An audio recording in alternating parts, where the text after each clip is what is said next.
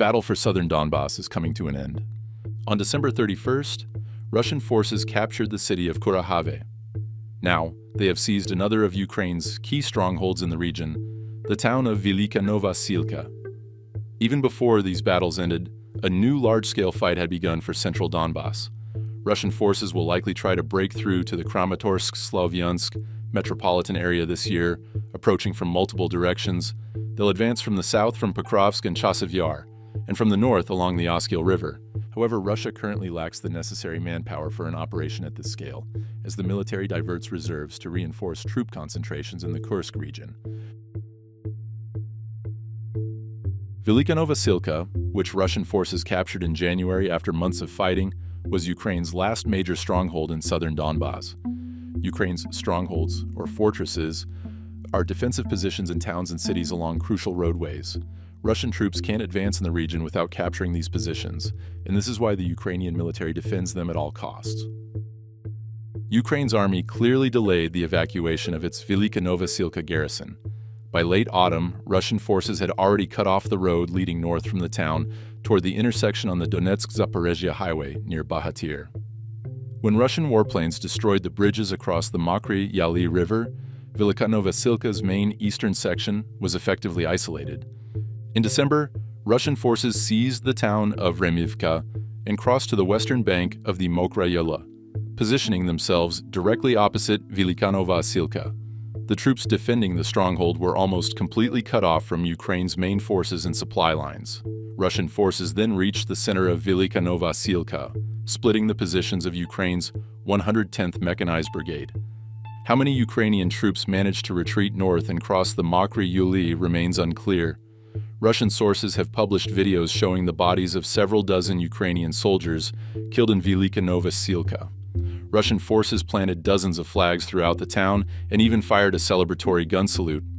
However, Ukraine's 110th claims it still holds positions in Velyka Novosilka. The capture of Velyka Novosilka will allow Russia's Vostok contingent to advance toward the Donetsk-Zaporizhia highway in the Bahatir area, pushing Ukrainian forces westward from the outskirts of Kurakhove.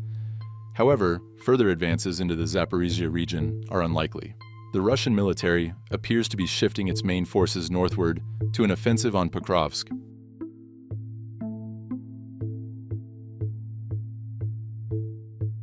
Ukrainian forces withdrew from Kurakhove on December 31st, but the situation here remains dire. Ukraine's defensive lines west of Kurakhove run along the Vovcha and Suhyoli rivers. However, 12 kilometers from Kurakhove, two Russian contingents are pushing toward where the Suhyoli flows into the Vovcha near Andreyivka and Kostiantynopol. Russian forces advancing from north of Kurakhove have reached Andreyivka's outskirts and are now in a position to sever the Donetsk-Zaporizhia highway near Kostiantynopol. Meanwhile, Ukrainian troops are gradually retreating from Kurakhove's western outskirts. There is still fighting over the village of Dachne, where Ukrainian forces have established fortified positions. The Ukrainian army will likely be forced to retreat further west along the Donetsk-Zaporizhia highway, but it will still face potential Russian strikes from both the north and the south. Future developments depend largely on where the Russian military deploys the 8th Combined Arms Army of the Southern Military District. The 8th Combined comprises two strong motorized rifle divisions. Previously, it was assigned to the Vostok contingent for assaults on Vuhledar and Kurakhove. With those objectives now achieved, the army is expected to receive new orders. It could remain with Vostok and advance along the Donetsk-Zaporizhia highway. However, it's more likely that its two divisions will be redirected northward, advancing in a broad arc from Pokrovsk to Chasiv Yar, alongside the Russian military's most powerful contingent, center. The goal: reach the Kramatorsk-Sloviansk metropolitan area, the administrative center for what's left of Ukrainian-controlled territory in Donbas. In December, when Ukrainian forces decided to concentrate on defending Kurakhove and the southern routes to Pokrovsk, Russia took advantage and attacked targets between the two cities.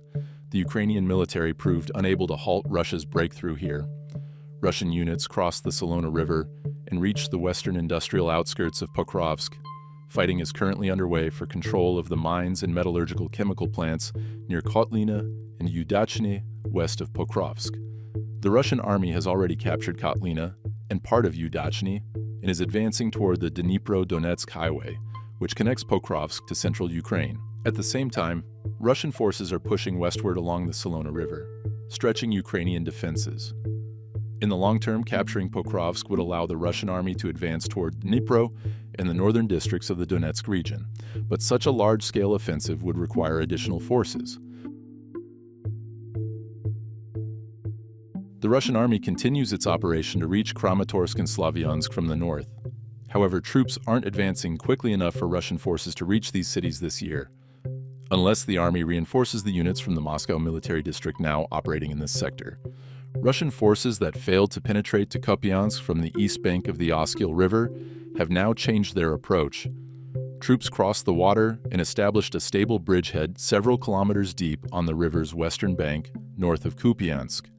Video footage shows fighting in downtown Dvorichna, and Russia's defense ministry claims the town has been captured, but Meduza cannot confirm this. It remains unclear how the Russian military plans to utilize this bridgehead. Armored vehicles, and more importantly, artillery remain on the river's eastern bank, which prevents Russian forces from advancing deeper into Ukrainian territory. Artillery support would become ineffective if troops move too far from the river or turn south toward Kupiansk. At best, Russia can only extend the bridgehead northward toward the border, leveraging the fact that the eastern bank remains under Russian control. Russian reinforcements from other parts of the front keep arriving in the Kursk region. A brigade deployed along the Dnipro River in Ukraine's Kherson region through late autumn recently joined the forces storming Ukraine's crucial defensive position in Mulaya Loknia. Earlier, major contingents of airborne troops and naval infantry were redeployed from the same area to the vicinity of Sodzia. This has prevented Russia's military from reinforcing other sections of the front. So far, the Russian army has been unable to recapture Mulaya Loknia, the cornerstone of Ukrainian defenses north of Sodzia. The 34th Motorized Rifle Brigade, transferred from Kherson, has managed only to approach the town from the west. Previously, North Korean units also operated in this area. Another Russian contingent is advancing along the border towards Sverdlovsk. Roads from Ukraine's Sumy region pass through this town. Until the Russian army retakes Mulaya Loknia and Sverdlovsk, Ukraine can continue defending its shrinking foothold in the Kursk region.